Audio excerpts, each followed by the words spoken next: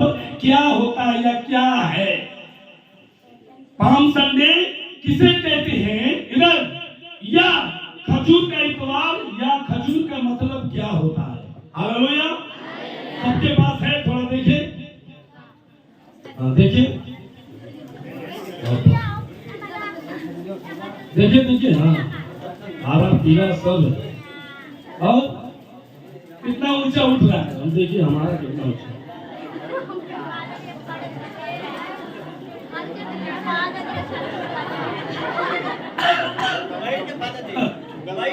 अच्छा बैठ के तब तो ऊंचा हो जाए।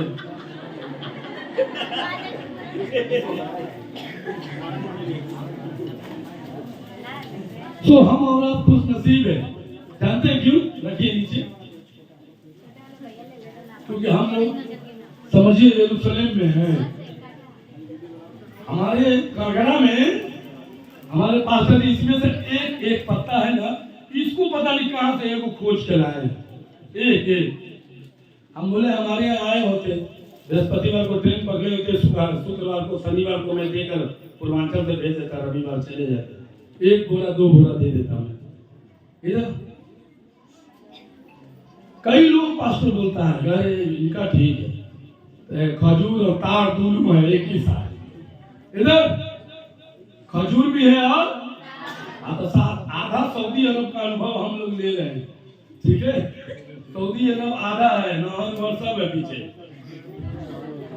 Hallelujah hallelujah. तो प्रभु की महिमा हो गई। कई लोग जब फोटो देखते हैं तो कहते हैं इतना खजूर कहां से लिया है आपने। पहले कई सारे पास्टर्स लोग आते थे, मैं उनको काट के बोरा में पैक करके देता था। कुछ लोग बनारस से आते थे, स्टेशन पर ले जाकर मैं पहुंचाता था और वो लोग लेकर जाते थे।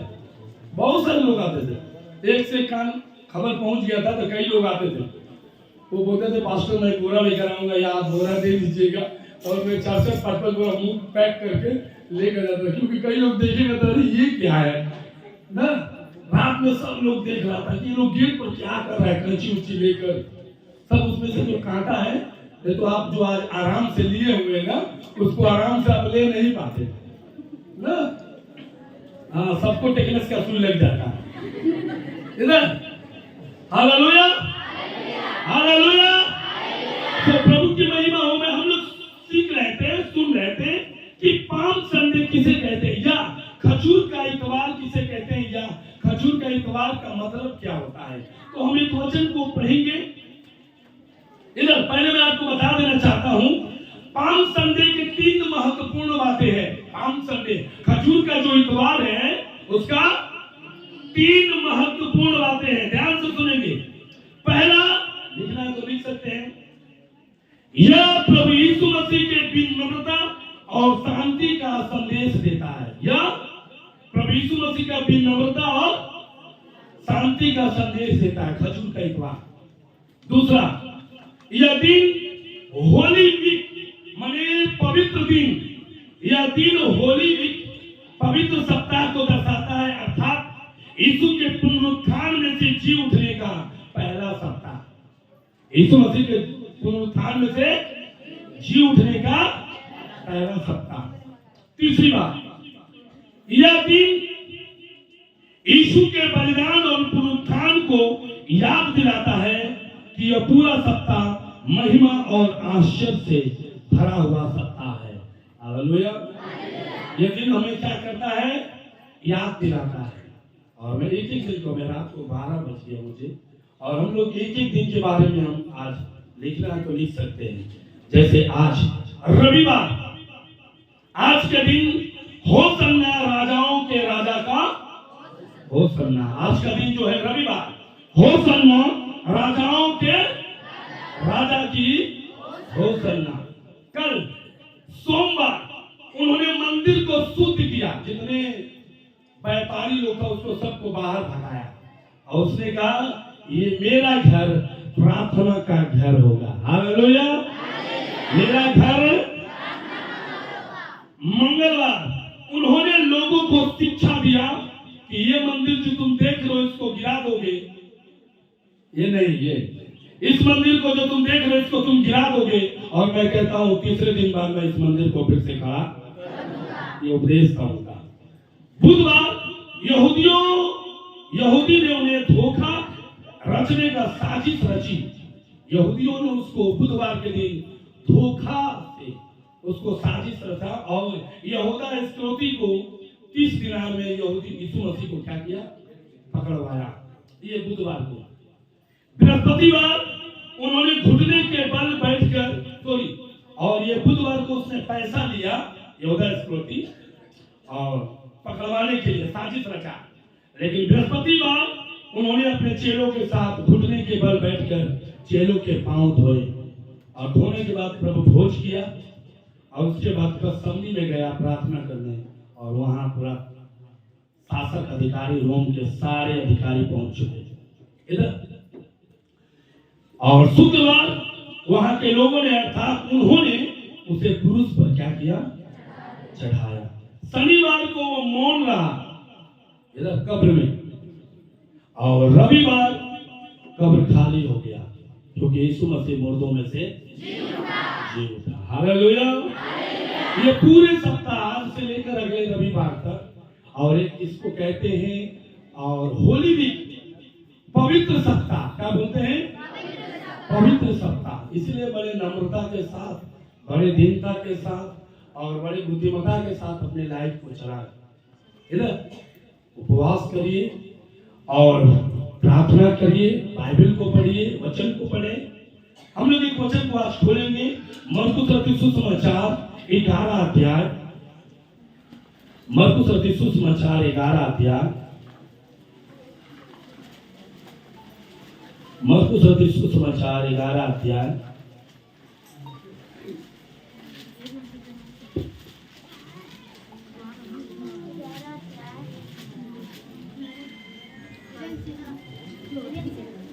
कोई एक पद से 10 पद पढ़ेंगे जोर से,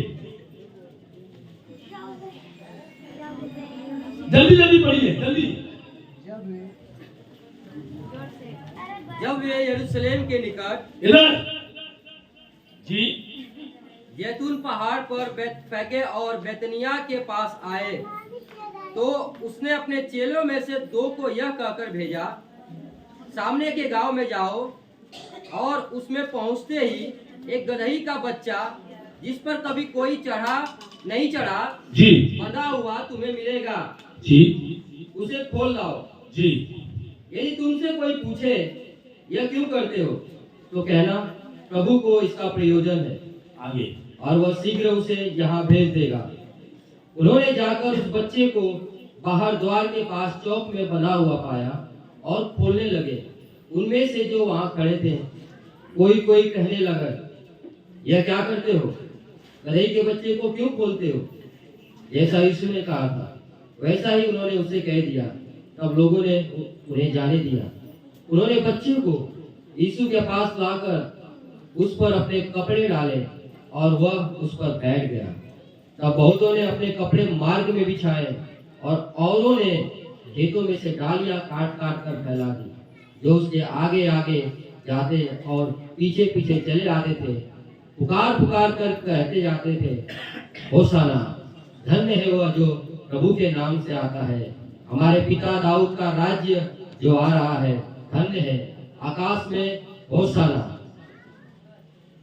10 तक आकाश में होशाना। अब लोग वहां पर ध्यान दिए, यीशु मसीह कहाँ गया, कहाँ गया? बैतनिय्याह के जब पास आया अपने चेलों में से 2 को यह कहकर भेजा, जाओ उस गांव में, वहां तुम्हें क्या मिलेगा, एक बड़ा अजीब बात है ना। आजकल लोग शौक अलग अलग रख रहे हैं। आज के समय में किसी को बोलेंगे कि आपको रिश्ता देखने जाना है साइकिल से, तो बोले साइकिल से, अजीब नहीं रहेगा? हाँ, साइकिल से, हाँ साइकिल से जाना। हमारे घर पर हमारे बगल में एक भैया लगेंगे और उनका शादी हुआ था जब, तो जो पैर से चलाया जाता है, सोचिए कलकत्ता ऐसा सिटी में, तो उन्हें 100 पीस रिक्शा किया था और हर रिक्शा पर एक व्यक्ति बैठा था, मैं भी एक पर बैठा था और आगे घोड़ा पर वो था दूल्हा और पीछे लाइन से 100 रिक्शा, घोड़ा धीरे धीरे, पीछे से रिक्शा भी धीरे धीरे और आगे बाजा बजते जा रहा। बड़ा एक अजीब विवाह था। सब लोग देख रहा हूँ 100 रिक्शा यहाँ से दुल्ला पर मेरे बार पहुंचा होगा लंबाई में एकदम सीधा, रिक्शा वालों को एकदम सीधा, आगे बाया दाया किसी को नहीं जाना है इधर। तो बड़ा अजीब लग रहा था, एक लंबा बरियाती, सब लोग देख रहा सारे, और रिक्शा को डेकोरेशन किया गया था, गुब्बारों से सजाया गया था इधर। कभी कभी लोग पैदल भी रिक्शा पर से चलते थे, उतर के भी आगे पीछे हो लेते थे, कभी फिर चढ़ जाते थे, क्योंकि रिक्शा इतना स्लो मोशन में चलता ही था। तो इधर, और यदि अभी कहा जाए कि आपको साइकिल से आना है, वजन नहीं रहेगा। यीशु मसीह के समय में बहुत सारे बड़े बड़े जानवर थे, ऐसा नहीं था कि नहीं था। हाथी था कि नहीं? उस समय में वहां ऊंट था, और बड़े हट्टे कट्टे घोड़े पाए जाते थे यरूशलेम में। लेकिन मैं कभी कभी सोचता हूँ, इन सारे लोगों को यीशु ने साइड क्यों कर दिया? ये हाथी, ये ऊंट, ये घोड़ा, इन सब को साइड कर दिया इधर, इन सबको साइड कर दिया, और उस गधे को चुना जिसको लोग पूछ नहीं रहा था, जिसको लोग बेकार में बांध के रखा था, जिसको एक बार वो बोला कि क्यों खोला, तो प्रभु का परिचय बता, ले जा, ऐसे ही तो बनाया है ना? अजीब लगा ना? तुरंत बोल दिया, ले चले। ये कोई काम के ना काश के दुश्मन, ऐसे बोलते हैं ना, कोई काम का थोड़ी है। मैं एक भैया से पूछा, बड़ा कम समय में शादी कर दी अपने लड़के को, तो क्या करे फादर जी, दिन भर बैठल रहते घरे, आप कर दिए, अब कमाई की चिंता हो गई। बोले रे बाबू, कमाने का अच्छा तरीका है। मैंने बोल रहे थे तो नहीं जा रहा था उनका लड़का, अब शादी कर दिए तो पहले तब तैयार हो गया, क्योंकि अब खर्चा बढ़ गया, अब उनको सजावट के लिए पैसा कौन देगा? हाँ, हाय हैंडसम, हाय क्रीम, फेयर लवली, पैसा कहाँ से आया? तो इसीलिए बेचारे को बाहर निकालना पड़ा। हमने अच्छा मंत्र याद करने हैं। माता पिता बोला तो समझ में नहीं आया, पत्नी एक बार बोला तो समझ में आ गया ना। और वही हब्बा आदम को बोला था, खा ले फलवा खा ला, फल खा लिया। परमेश्वर बार बार मना किया था, मत खाना, तो साइड में रहा। ये जो बोली वो कर्म की, और बाइबल में लिखा है, माता पिता को छोड़ पति अपने पत्नी के साथ रहेगा, ऐसा लिखा है। पता नहीं सृष्टि से ही ऐसे आ रहा है। तो में हम आपको भड़का नहीं रहे, कई लोग सास लोग होगा तो कई हमारे बहू के पतैया के भड़कावत होगा, अलग होए खातिर, ठीक है इधर। परमेश्वर हमें और आपको बताता है इधर, वहां पर 3 अद्भुत चीजें था। पहला, गधा को जब खोला तो लोगों ने क्या किया, वहां पर क्या बिछाना शुरू किया? कपड़े। क्या बिछाना शुरू किया? क्या बिछाया? कपड़े। घरों से ला कर चादर, तौलिया, गमछा जो मिल रहा था, कहां पर बिछा रहा था? रास्ता में। जानते हैं, कपड़े फैलाने का मतलब होता है मसीह के प्रति समर्पण और अधीनता का चिन्ह। कपड़े फैलाने का मतलब मसीह के प्रति समर्पण और अधीनता का चिन्ह। हम समर्पण करते हैं प्रभु, हम कुछ नहीं, क्योंकि कपड़ा फैलाने के लिए झुकना पड़ेगा ना। हम समर्पण करते हैं, हम कुछ नहीं। दूसरी वहां पर था, एक और था, खजूर की डाली ना, उसको भी लोग हाथ में हिला रहे थे, कुछ लोग बिछा रहे थे इधर। आप उसका देखें कि नहीं?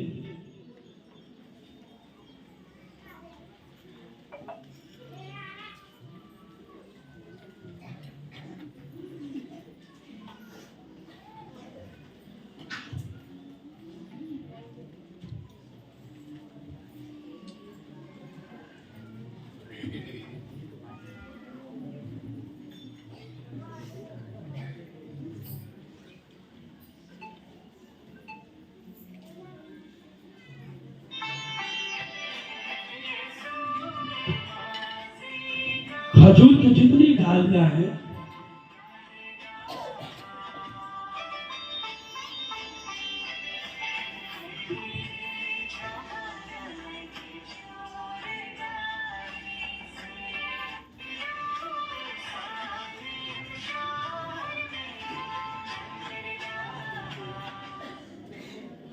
देख लिए?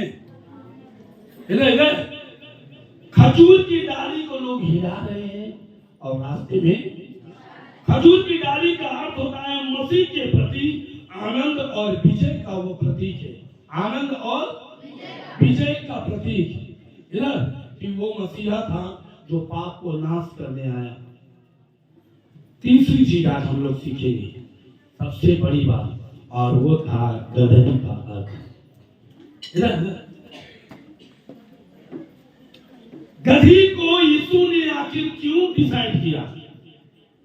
अपने चेले को क्यों बोला कि जाओ उस गांव में, उस शहर में तुम्हें एक गधी का बच्चा मिलेगा, जिस पर कभी भी कोई चढ़ा उसे खोल कर ले आना। यदि कोई पूछे तो कहना प्रभु का इसका प्रयोजन है, आवश्यकताएं हैं। Hallelujah, hallelujah. सबसे पहले मैं आपको बता देना चाहता हूं, गदही का अर्थ, गदही बहुत ही दीन और नम्र किस्म का जानवर होता है। दीन और नम्र। गदही जो होता है बहुत दीन और नम्र किस्म का जानवर होता है। दूसरी, गदही हर एक भार को सहने वाला होता है। गदही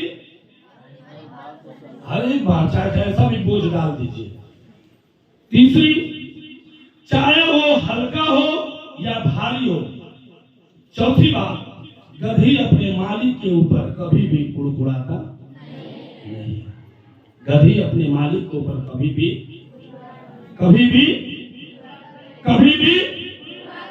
कुड़कुड़ाता नहीं। लेकिन मेरा एक सवाल है आज आप लोगों से कि प्रभु यीशु ने उस गदही को क्यों चुना?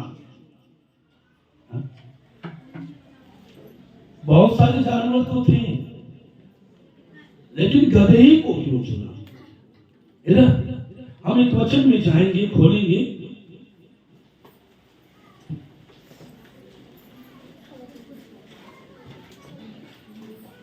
यशायाह की पुस्तक 1 अध्याय का 3 पद, क्यों चुना?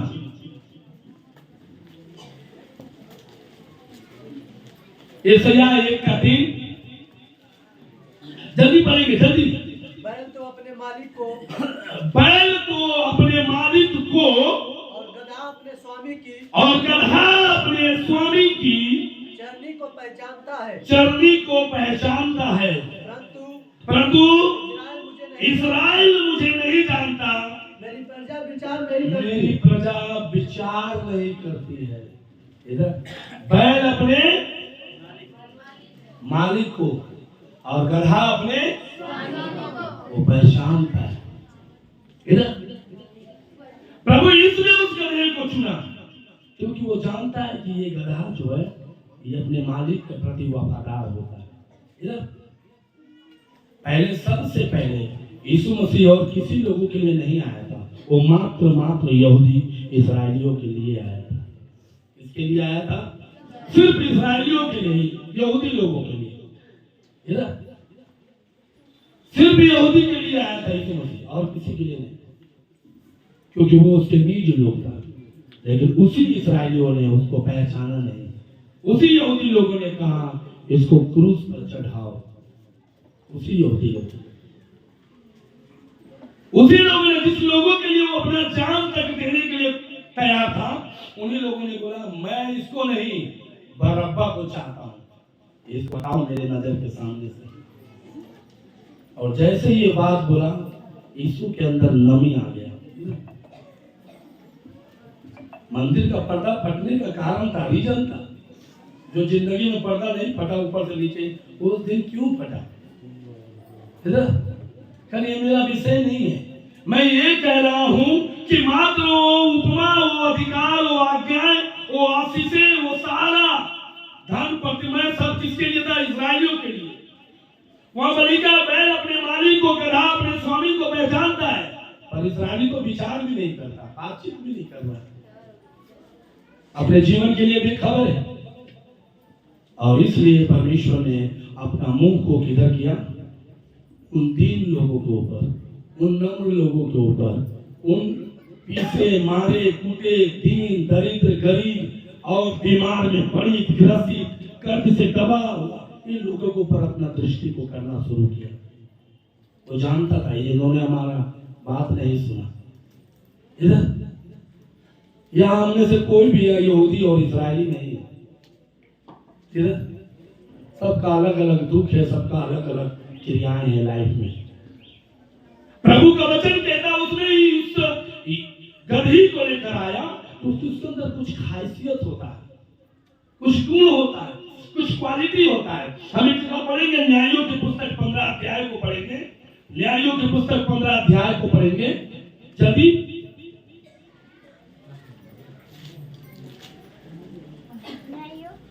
15 अध्याय 9 से 16 जल्दी। तब फिलिस्तियों ने, न्यायों की पुस्तक 15 अध्याय का 9 से 16, हाँ जोर से पढ़े।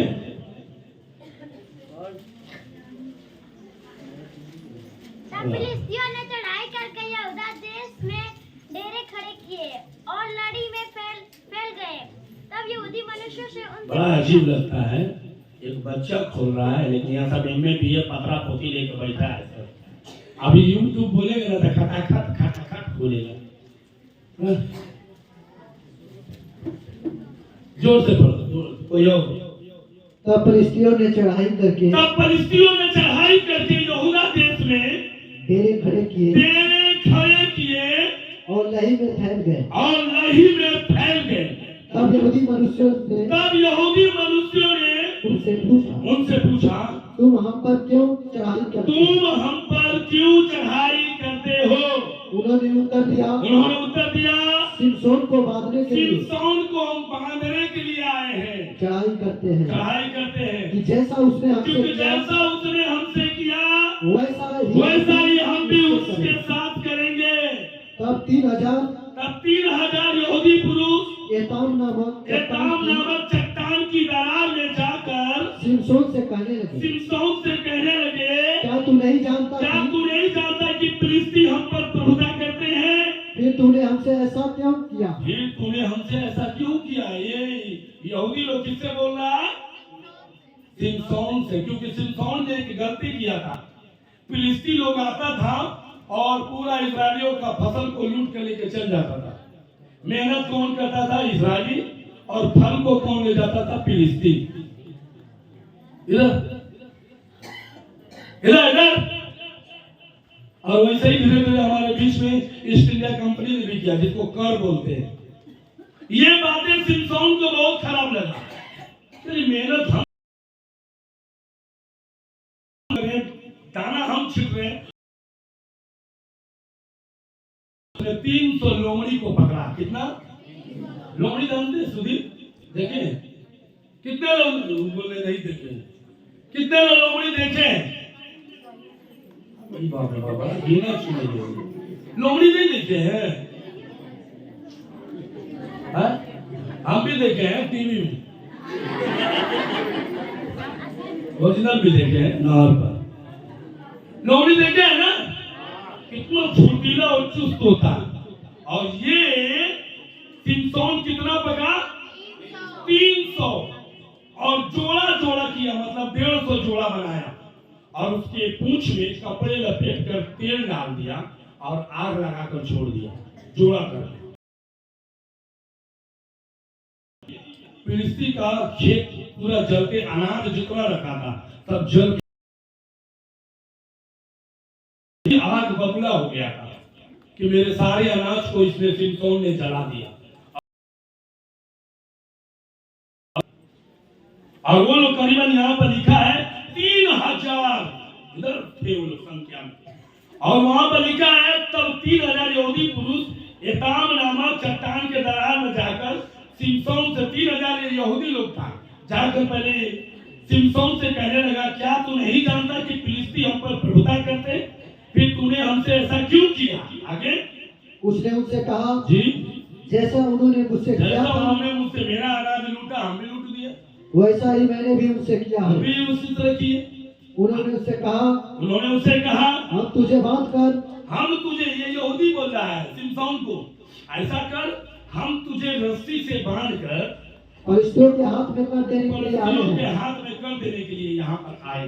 सिमसोन ने उनसे कहा, सिमसोन ने यहूदियों से कहा, मुझसे यह शपथ खाओ कि मुझसे कसम खाओ, शपथ खाओ कि तुम मुझ पर प्रहार न करोगे। यदि मुझे बांध कर ले जा रहे हो लेकिन मुझे मारोगे नहीं। उन्होंने कहा, और यहूदी लोगों ने कहा, ऐसा न होगा, ऐसा नहीं होगा, हम तुझे बांध कर उनके हाथ में कर देंगे, हम तुझे बांध कर उसके हाथ में कर देंगे, परंतु तुझे किसी रीति से मार न डालेंगे। तब वे उसको दो नई रस्सियों से बांध कर उस चट्टान में से ले गए। जी, वह लही तक आ गया तो फलिश्ती उसको देखकर ललकारने लगे। इधर जब वो लही तक, जब वो खाई में जब आया तो फलिश्ती देखकर ललकारने लगा। तब यहोवा का आत्मा उस पर बल से उतरा। क्या ललकार रहा था कि ये बहुत शूरवीर बन रहा था, बहुत ही ताकतवर बन रहा था। देखो, इसी का भाई, इसी का रिश्तेदार, इसी का साथी इसको बांध कर लेकर आ रहा, हंसने लगा, ठट्ठा उड़ाने लगा, ललकारने लगा। इधर तब वहां पर लिखा, तब यहोवा का आत्मा उस पर बल से उतरा और उसकी बाहों की रस्सियां जो रस्सियां थी वो आग में जले हुए सन के समान हो गई और उसके हाथों के बंधन मानो गल कर टूट पड़े। तब उसको गधे के जबड़े का एक मरा हुआ हड्डी मिला और उसने हाथ बढ़ाकर उसने तुरंत अपना हाथ को बढ़ाया। कौन? सिमसोन। उससे 1000 पुरुषों को और उस हड्डी से 1000 फिलिस्ती को फिर मार दिया। क्या कर दिया? किससे? कौन सी हड्डी? हाथी, घोड़ा? अरे किसकी हड्डी? मरा हुआ गधा का जबड़ा जो है उसकी हड्डी। बड़ा एक अजीब बात है ना, मरे हुए गधे को परमेश्वर उसकी हड्डी को इस्तेमाल किया है। इधर जो हमेशा उसको तुच्छ समझता है, बेकार, कोई भाव नहीं, कोई वैल्यू नहीं। इधर उस जबड़े की हड्डी से क्या किया? 1000 फिलिस्ती को फिर मार दिया। इधर मैं आज आपको ये बताना चाहता हूं कि यीशु मसीह उस समय गधे को क्यों चुना। बहुत सारे जानवर थे, बट गधे को ही क्यों उसने अपने काम के लिए प्रयोग में लाया। इधर ये सिमसोन के पास और भी कई सारे हथियार था, अगल बगल बहुत सारा, लेकिन उसने तुरंत इसका ध्यान कहां गया? गधे के जबड़े पर, वो भी मरा हुआ, फेंका हुआ था। उस हड्डी को अपने हाथ में लिया और 1000 पुरुषों को मार गिराया। मेरे प्रिय, एक मरा हुआ गधे का हड्डी इस प्रकार से इस्तेमाल हो सकता है। इधर आज यदि आप अपने आप को उस गधे के जगह पर रख करके देखिए, मैं आपको गधा नहीं बोल रहा हूँ, याद रखिएगा, बुरा मत मानेगा। कुछ लोग बात का बतंगड़ कर देते हैं, अलग अलग मतलब निकाल देते हैं। जिस दिन में राख बुधवार था उस दिन में बोला कि आपके गांव में कई घर हैं, इधर बगल में है, लेकिन बात नहीं करते हैं। आप प्रार्थना करेंगे, बात नहीं करेंगे, एक दूसरे से आराधना करेंगे, बात नहीं करेंगे, प्रभु को महिमा देंगे, लेकिन वो एक दूसरे के घर नहीं जाएंगे। और मैंने उस दिन यही बोला कि वो हट की आत्मा है जो उनके अंदर काम करता है। हट मतलब होता है जिद्दी की आत्मा। इधर उसने उसको अलग रूप निकाल दिया। इधर परमेश्वर चाहता आप उस आत्मा को निकाल के बाहर करें और पवित्र आत्मा को अपनी लाइफ में आने दें। यदि वो है तो उसको साइड करिए। जब परमेश्वर अपने वचन से अपने दासों के द्वारा बात कर रहा है तो समझिए कि मेरे अंदर है तो उसको निकालिए और पवित्र आत्मा को आने दीजिए अपने ऊपर। लेकिन वो इस बात को समझी नहीं। इधर मैं कल बोला, बहन मैं आपके घर में आ रहा हूँ प्रार्थना करने, बोला मत आइए, हमारे अंदर हट के आत्मा का ना अजीब है। हमारे घर में तैयार ऐसे बोलिए, हमारे घर में तैयार है ना। पति 10 गाली देता है तो पति को छोड़कर आप नहीं जाते, जाती है। बेटा 2 लाख मार भी देता है तो घर छोड़कर नहीं निकलते इधर। और पास्टर जी कौन सा गाली दे दिया भैया, बोलते हम घर में तैयार, हम प्रार्थना करा लेंगे, दूसरा पास्टर को बोला के। अच्छी बात है। हम समझ नहीं पा रहे हैं, हम जान नहीं पा रहे। जो वचन था उसको तो आपने दरकिनार कर दिया, और जो गलत था उसको अपने अपने अंदर ले लिया। इधर आज हम अपने आप को, इसलिए मैंने पहले ही बोला कि मैं आपको गधा और गधी नहीं बोल रहा हूं। इसको मतलब आप मत निकाल लीजिएगा कि फादर जब गधा बोला नहीं। यदि हम उसके समान बन जाते, हम लोग भी सेम उसी तरह जो तकलीफ, समस्या, कर्ज से दबे, इधर इधर इधर सुनिए, तकलीफ में बंधे, बीमारियों का एक पहाड़ लगा हुआ है। एक सॉल्व कर रहा हूं तो दूसरा आ रहा है, दूसरा सॉल्व कर रहा हूं तो तीसरा आ रहा है। इधर ध्यान देंगे इधर। लेकिन प्रभु कहता है बेटा आज मैं तेरे ऊपर बैठूंगा यदि तू अपने आप को गधे के समान नम्र बनाए तो। हालेलुया। यदि आप उस गधे के समान अपने आप को, अपने स्वामी को यदि पहचाने तो प्रभु कहता मैं आज तुम पर, तुम्हारे जीवन में, तुम्हारे घर में मैं आना चाहता हूं। जिस प्रकार से उस गधे के ऊपर उसने बैठकर साबित किया कि देखो मैं ताकतवर और ऊंचे और मजबूत लोगों को नहीं, मैं उन लोगों को चाहता हूं जो तकलीफ और दुख से भरे। इधर यीशु मसीह एक उपदेश दिया। एक धनवान व्यक्ति भंडारा किया, भंडारा समझते हैं ना, खाने का, और बड़े बड़े पैसे वाले लोगों को निमंत्रण दिया था और खाना बन के रखा, कोई नहीं आया। उस धनवान ने अपने नौकरों को जाकर बुला दिया, जिसको जिसको निमंत्रण दिया गया। कोई कह रहा मैं शादी में जा रहा हूँ, कोई कह रहा मैं बैल खरीदने जा रहा हूँ, कोई कह रहा मैं कहीं और जा रहा हूँ। अब वो धनवान व्यक्ति गुस्सा हो गया और अपने नौकरों को बोला तुम जाओ, सड़कों पर जाओ, बाजारों में जाओ, चरमुहानी पर जाओ, और जितने दीन दरिद्र गरीब मिलता उसको लेकर आओ। और बाइबल कहता है वो महल पूरा लोगों से भर गया। Hallelujah, hallelujah, hallelujah.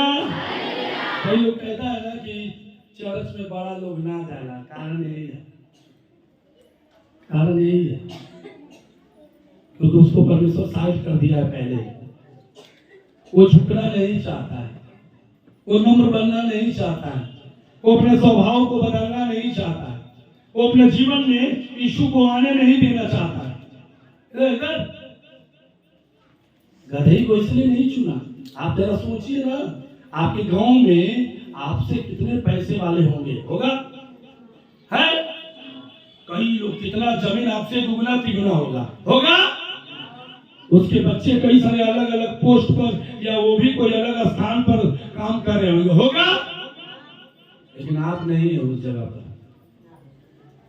लेकिन आनंद इस बात का मनाइए, उसके पास यीशु नहीं है, आपके हमारे पास यीशु है। Hallelujah, hallelujah. आपके और हमारे पास यीशु है। यदि आज हम अपने आप को गधे के समान बनाते हैं। मैं 3 क्लास में था तो एक कहानी पढ़ रहा था कि गधे और मालिक का कहानी, उसका और हेडिंग था गधे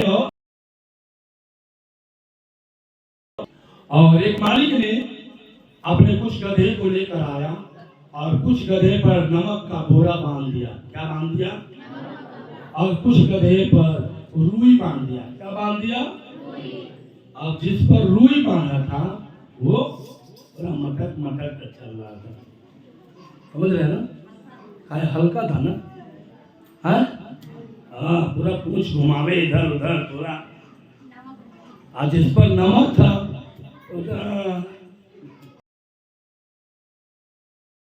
के चल रहा था। जिस पर रुई ज्यादा था वो नमक वाला के आगे जाता था दौड़कर और पूंछ पूरा हिलाकर उसको चिल्लाता था कि देख मालिक हमसे ज्यादा प्रेम करता है, तुमसे नहीं, इसलिए तुम्हारे देह पर नमक वाला बोझ डाल दिया है और हमारे पर एकदम हल्का चीज रुआ रखा है। कुछ दूर के बाद एक नदी पार करना था। क्या पार करना था? नदी। अब गधा तो नाव पर नहीं चढ़ सकता है, मालिक नाव पर चढ़ गया और गधे को सबको पानी में घुसा दिया उस पार जाने के लिए, और एक का रस्सी पकड़ लिया, सब एक के पीछे एक बंधा हुआ है, और ये गधा पानी में डूबकर नदी उस पार गया और मालिक नाव से उस पार गया। इधर जैसे ही निकला जब बाहर, जिसका इधर क्या हो गया, जिसके ऊपर रुई था अब वो भारी हो गया। इधर अब इसका मौका आ गया, अब ये भी अपना पूंछ उठाया और पूरा एकदम, मतलब ये साबित कर रहा है कल तेरी बारी तो आज। हाँ, कभी नाव पर गाड़ी तो कभी गाड़ी पर भी नाव होता है। इधर सारी कहानी कुछ लोगों को मालूम है और कुछ लोग शायद नए हैं, मैं बताना चाहता हूँ सबको। इधर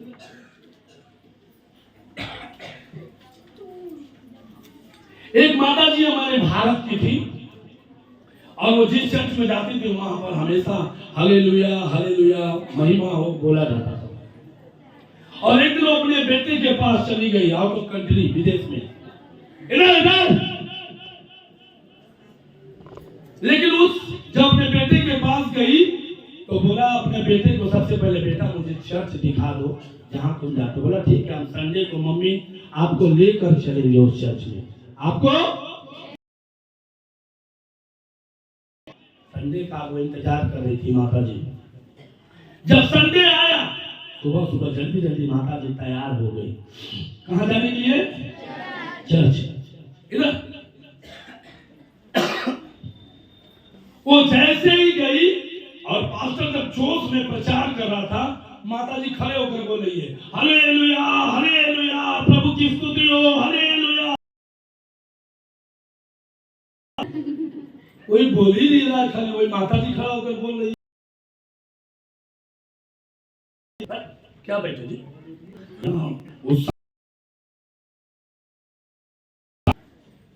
लास्ट में किसी तरह खत्म हुआ, बुलाया जैसे इधर ऑफिस है। कौन है बाबू? लड़का को तो जानते थे, इसीलिए मैं कह रहा हूं जोश में बोल रही थी। ठीक है, आज नया है, मैं छोड़ दे रहा हूं। माता जी अगले सप्ताह 3 दिन का मीटिंग है, कर उस मीटिंग में जब बाहर से पास्टर आएंगे जापान और चीन से, और उस नहीं बोल रहा है। तो बोला क्यों पास्टर जी? वो माता जी बोला ऐसे ही। बोला ठीक है ठीक है,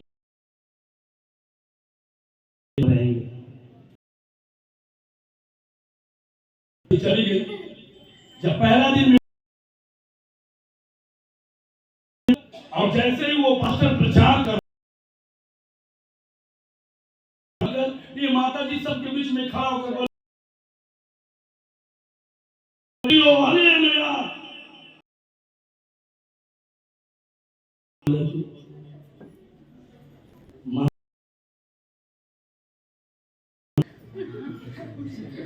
गलती हो गया, माफ करो। लंच के बाद फिर दूसरा सेक्शन चालू हुआ, फिर वो करना शुरू किया। फिर माता जी खड़े होकर बोले हालेलुया हालेलुया, प्रभु की स्तुति हो, हालेलुया।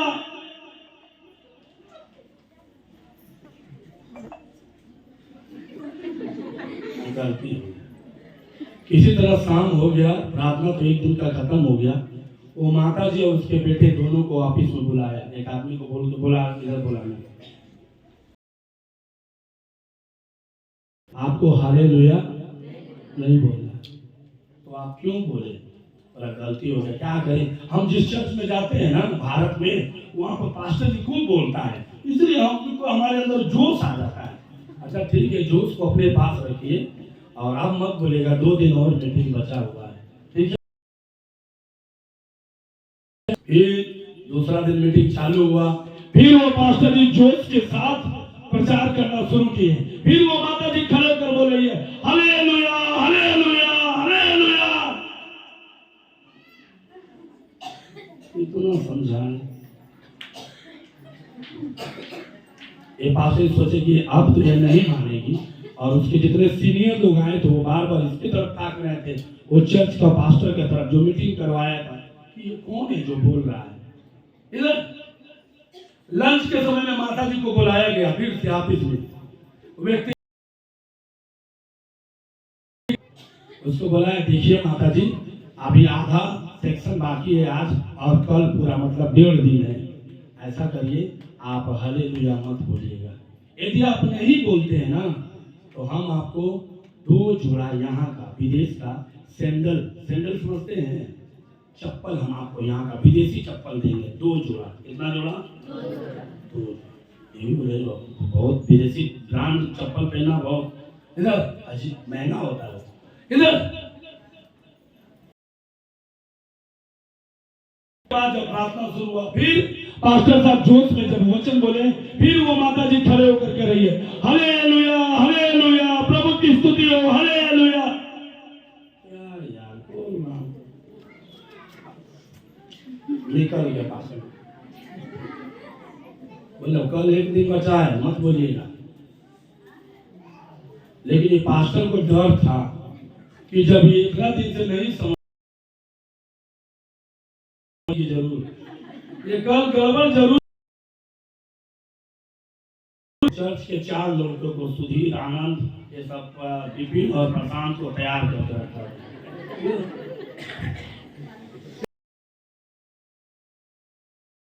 मैं इशारा करूंगा और चारों लोग उसको उठा लेना, चारों लोग उसको उठा लेना और एक ही बार गेट के बाहर कर देना। जब वो बोलेगी तब तुमको इशारा करेंगे, ठीक है विपिन? जब वो बोलेंगे तब हालेलुया विपिन।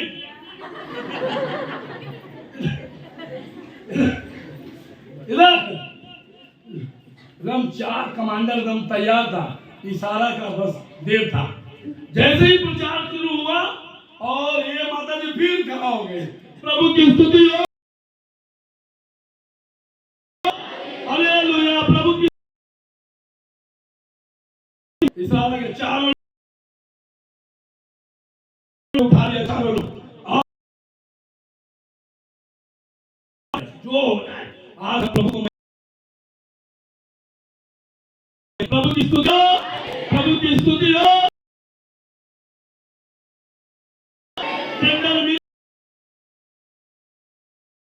मिले या ना मिले, प्रभु की मैं 4 गधे पर जा रही हूँ, यीशु मसीह 1 गधा पर आया, मैं 4 यीशु मसीह नवीन पर नवीन आए, क्या बोलते हैं, आनंद प्रशांत सब गधा नहीं है। इधर वो 1 गधी पर आया था, मैं 4 गधी पर जा रही हूँ। सैंडल मिले या हालेलुया हालेलुया हालेलुया। मैं आज आपको उस गधी के समान बन जाए। इधर बाइबल में लिखा है, जब गधी का बच्चा को लाया तो सबसे पहले लोगों ने उसके ऊपर क्या डाला? कपड़ा डाला। यदि आज हम गधी बनना तैयार यदि चाहते हैं, शांति और पवित्रता का सिंबल है। इधर आज यदि आप इधर उस गधी के समान यदि झुकना चाहते हैं, आज उस गधी के समान आपके अंदर नम्रता है, आज यदि गधी के समान आप उसके एक बातों को मानने के लिए तैयार है, तो प्रभु कहता मैं भी तुम्हारे ऊपर बैठने के लिए तैयार हूँ। Hallelujah hallelujah. वो कहता मैं आज भी तेरे जीवन में, तेरे परिवार में, तेरे एक कामों में मैं आना चाहता हूँ। तो झूठ गधी जैसे ही लाया, बाइबल में लिखा, इधर सुनेंगे, उसके ऊपर चादर को डाला गया। और तो बड़ी बात यह है, यीशु मसीह जब गधी चलने लगा धीरे धीरे धीरे धीरे, तो लोगों ने क्या कहने लगा? अपने अपने घरों से निकाल कर कहां बिछाने लगा? क्या? कपड़े लगा। और गधई भाई अब किस पर चल रहा है? हाँ? किस पर? किस पर? किस पर? कहां कोना में बंधा पड़ा था, इधर कहां सुस्त इधर जानता रहता कि मेरे ऊपर कोई, इधर लोग मेरा आदर करेगा, चादर बिछाएगा। इधर इधर इधर आज यदि हम आज कहते हैं, प्रभु कहता मैं फिर से आऊंगा, इधर मैं फिर से आऊंगा, बैठूंगा। आज आप प्रार्थना करिए, बोलिए प्रभु इतना दिन मुझे मालूम नहीं था, लेकिन मैं आज आपको निमंत्रण करता हूँ, निमंत्रण देती हूँ, आमंत्रित करती हूँ। इधर आप मेरे ऊपर आकर बैठिए, मेरे घर में आइए, एक बार आज बोलिए मुझे ढूंढ। वो मिला है, वो कहता मैं आ जाऊंगा, मैं मिल जाऊंगा। वो कहता मुझे इजाजत दे। विदाउट इजाजत का वो नहीं बैठना। चाहे कहीं बोल देता मेरे घर नहीं जाना है, तो यीशु मसीह नहीं जाना। जब कहीं बोल देता नहीं जाना है आपको, नहीं जाना। बाइबल कहता जब कहीं ऊपर से उतरा, यीशु को हाथ पकड़ कर ले गया। आज आप अपने ऊपर बोलिए प्रभु मैं वही लाचार, दुखी और बीमारी से ग्रसित वही मैं गति हूँ, वही कर्ज बोझ और बीमारी से बंधी हुई हूँ। आज भी कितने दर्द दयाद का ताना और अपमान सुन रही हूँ प्रभु। पति मुझे कितना बातें रोज बोलते हैं, मेरा बेटा मेरा बेटी जब मैं यहाँ आती हूँ बहुत बड़ी बड़ी बातें बोलते हैं। जब मैं यहाँ आता हूँ प्रभु मेरे माँ बाप कई बार मुझे खाना नहीं देते हैं, कई बार मुझसे दुर्व्यवहार करते हैं। प्रभु आज मैं वही गधी बनना चाहता हूँ और आप मेरे ऊपर आइए। आज आप अपने मुंह से एक बार कहिए, मैं आपको गधा नहीं बोल रहा हूँ, बट आज हम उसके स्वरूप, गधा के अंदर एक नम्रता आता है, गधा के अंदर एक स्वाभाविक गुण है, वो अपने और वो जब उस पर आराम से उसको अपने गंतव्य स्थान होकर इसी बात को कहेंगे, प्रभु आप मेरे पर खड़े हो जाएंगे। प्रचार मेरे पास बहुत है, मैं करूंगा तो बहुत समय जाएगा मेरे प्रियो, लेकिन आज हम अपने आप को एक सैक्रिफाइस कहता मैं आऊंगा। हालेलुया, धन्यवाद प्रभु। सामर्थी यहोवा गापे प्रभु, तो मैं तेरे घर में, तेरे जीवन में, तेरे परिवार में, तेरे कमाई में, तेरे बच्चों में, तेरे पति में, तेरे हर एक घर के सदस्यों में मैं आऊंगा। आज अपने आप को उस स्थान पर रख कर देखे, सिर्फ 1000 लोगों को मार सकता है। आज यदि यीशु आप पर बैठेगा, आपको भी वो इस्तेमाल करेगा, आपको भी वो इस्तेमाल किया। गदही के मुंह को खोल दिया और बिलाम से बातें वो गदही करने लगा। आज अपने आप को झुकाए प्रभु के सामने।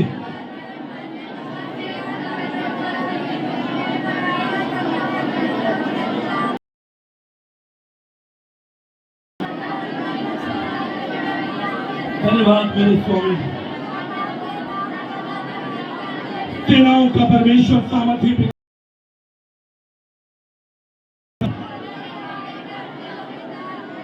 लॉर्ड हालेलुया, मेरे महान जीवित यहोवा सेनाओं का पिता, और सर्वशक्तिमान, सर्वज्ञानी, सर्वव्यापी देते हैं। आपकी स्तुति करते हैं प्रभु। मेरे प्रिय ये समय है पश्चाताप करने का, ये समय है अपने आप को नम्र बनाने का।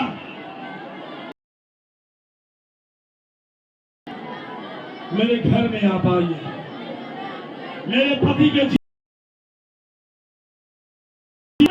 बढ़ाइए प्रभु। आमेन, हालेलुया। मेरा जीवन को बदल दे परमेश्वर। जो मैं आज इतने दिनों से मैं बीमार चल रहा हूँ, आज मेरे जीवन को, मेरे लाइफ को चेंज करते हैं। और एक बार प्रभु से अपने हाथ को जोड़ कर कहेंगे, आज आपकी प्रार्थना प्रभु सुनेगा। आज आपकी विनती की ओर अपने कान को वो लगाएगा। आज आपकी कहराने की ओर अपने दृष्टि को लगाएगा। Thank you lord, hallelujah. अनुग्रहकारी प्रेमी पिता, आपको धन्यवाद देते हैं। होगी प्रभु, आपकी बड़ाई होगी।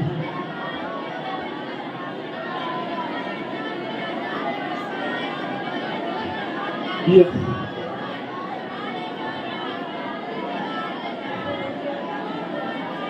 यस, महिमा के योग्य परमेश्वर, धन्यवाद के योग्य पिता, आज हम अपने अपने मुंह को खोले एक बार और उसे कहे प्रभु, उसी लाचार दुखी में से मैं भी हूं। सब कुछ होकर भी आज मेरे पास कुछ नहीं। सब लोग होकर भी आज मैं अकेला हूं। कई बार मैंने बीमारियों के लिए इलाज किया, लेकिन आज वो सफल नहीं हो पाया था।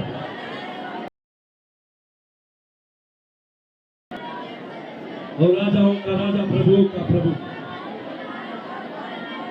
महिमा हो।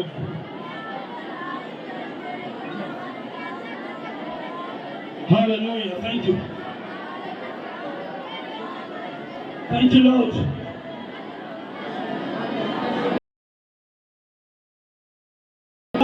Hallelujah, thank you. Yes,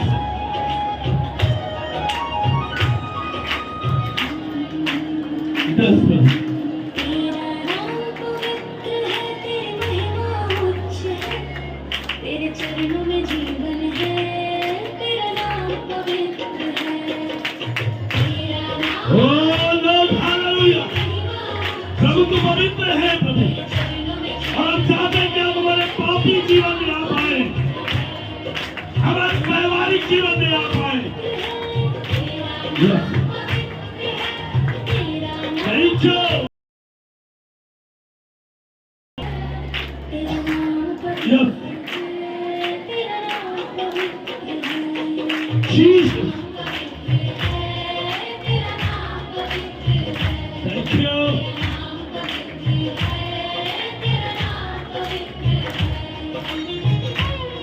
Oh Lord, hallelujah. आदर के योग्य बिना महिमा के योग्य प्रभु, और पवित्र रहेगा। Thank you. Oh hallelujah, महिमा हो गई। धन्यवाद के योग्य बिना जीसस, यह सब के बिना मैं कुछ नहीं हूँ, और यदि तू है मेरा संग तो मैं बहुत कुछ हूँ। तेरी महिमा उच्च है, तेरे चरणों में जीवन है, Yes, तेरा नाम पवित्र है, तेरा नाम पवित्र है, तेरी महिमा उच्च है, तेरे चरणों में जीवन है, yes. तेरा नाम पवित्र है, Oh hallelujah, तेरा नाम पवित्र है। Oh thank you, महिमा हो। धन्यवाद पिता, स्तुति के योग्य परमेश्वर, तारीफ के योग्य पिता। Thank you Lord. Oh hallelujah, बोलिए एक बार, प्रभु मेरे जीवन में आप आए प्रभु। आज मैं आपको अपने जीवन में बुलाती हूँ।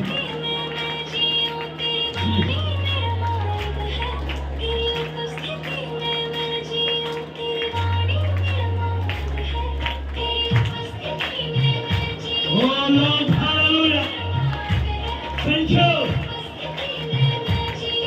जोर से प्रभु। तेरा नाम पवित्र है, तेरी महिमा उच्च है, तेरे चरणों में जीवन है, तेरा नाम पवित्र है, तेरे चरणों उच्च है, तेरे चरणों में जीवन है, तेरा नाम पवित्र है, तेरे नाम पवित्र है, तेरा नाम पवित्र है, तेरा नाम पवित्र है, तेरा नाम पवित्र है। Yes. तेरा नाम पवित्र है प्रभु, तेरा नाम पवित्र है। ओ वचन कहता है तू होश करने के योग्य है। आमीन। प्रभु जैसे तू बर्तिमेई के पास आया, आज हम सबके पास आते हैं, आज हम सबके करीब आ, आज हम सबके जीवन में आ, आज हम सबके परिवार में आ, हम सबके कमाइयों में आ। आमीन। क्योंकि तेरा नाम पवित्र है, तेरे बाद उन सारी बातों की प्रभु आज मैं आपको आमंत्रित करता हूँ, ये जितने लोग यहाँ आए, इन सबके ऊपर आए, इन सबके ऊपर आए।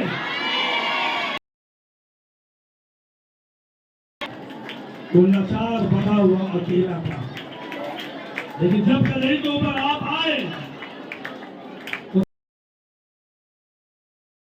बदल गया, क्योंकि कढ़ाई के ऊपर आप बैठे थे। प्रभु आज मैं धन्यवाद आपको देता हूं, बड़ाई करता हूं आपको प्रभु, आप महान हैं। संसार हमें दे या न दे, परंतु मैं आज आपको आमंत्रित करता हूं, आप हमारे जीवन में आए, आप हमारे जीवन में आए प्रभु, सहायता करें। आज इस दुखद का समय हम एक एक बातों को आपके हाथ में, आज जो यहाँ से लोग जा रहे हैं साफ है, आज उनके ऊपर, उनके घर, उनके परिवार, उनके जीवन में आप आइए। यदि वो बीमार है, यदि वो तकलीफ में है, यदि वो समस्या में है, यदि वो परेशानियों में है, यदि वो दुख में है, तो प्रभु इस वक्त आप छोड़ दीजिए प्रभु।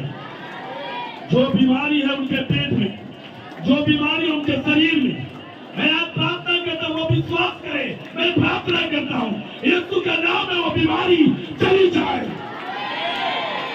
प्रभु, क्योंकि तू उस नाम में, तेरा नाम जुड़ा है, उसके जीवन में तेरा अनुग्रह आया है। आप सहायता करो, हम एक बातों को आपके, यदि किसी के घर में अशांति है, लड़ाई है, झगड़ा है, ओ प्रभु कलह है, तो आज मैं प्रार्थना करता हूँ उनके घर में आप आइए, जैसे आप यरूशलेम में आए, आप उनके घर में आइए, उनके परिवार में आइए, आपकी महिमा करिए। हम प्रत्येक बातों को आपके हाथ में दें, आदर, महिमा, चलान और प्रशंसा केवल आपको मिलेगी, केवल आपकी होगी। मैं क्या कहूँ कहने के पहले आप सब कुछ जानते हैं। इस व्यक्ति को अपने उद्धार करता यीशु मसीह के नाम में मांगते हैं। सुनिए प्रभु, दया से ग्रहण कीजिए। आमीन। अब हमारे पिता परमेश्वर का प्रेम, प्रभु यीशु मसीह का अनुग्रह को बादलों पर ना है, हमारे संग, इस परिवार के संग और इस कलीसिया के संग और साथ होती रहे। आमीन। प्रार्थना यहाँ समाप्त होती है।